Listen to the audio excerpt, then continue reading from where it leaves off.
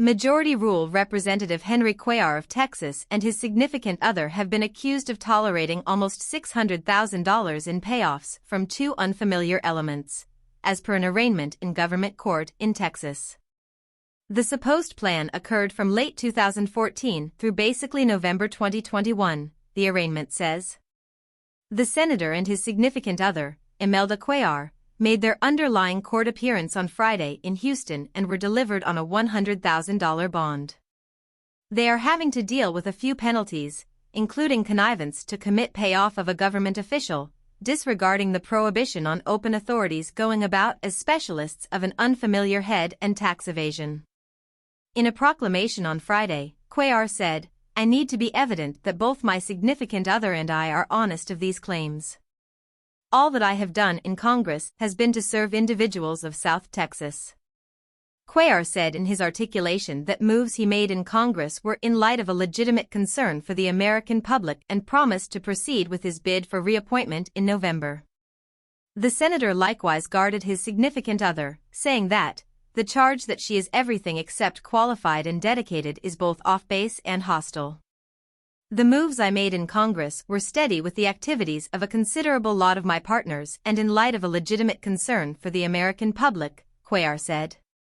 Examiners say that Henry and Imelda Cuellar created 2 years-long plans to get payoffs from unfamiliar elements, an oil and gas organization entirely possessed and constrained by the Public Authority of Azerbaijan, and a bank settled in Mexico City.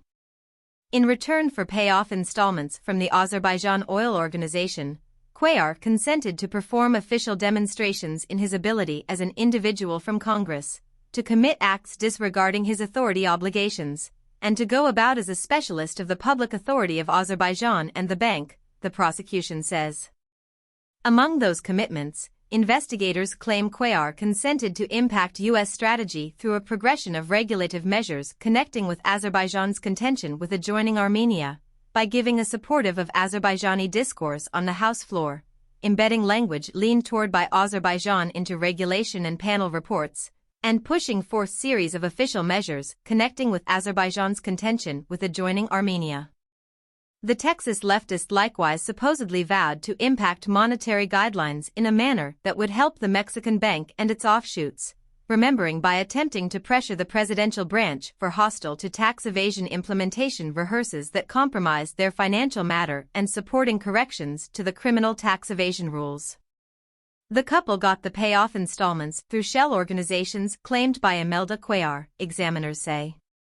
They purportedly utilized the returns from the payoff plans to make good on charges, pay down obligation and burn through huge number of dollars at cafes and retail locations. One buy was for a $12,000 custom outfit, as per the prosecution.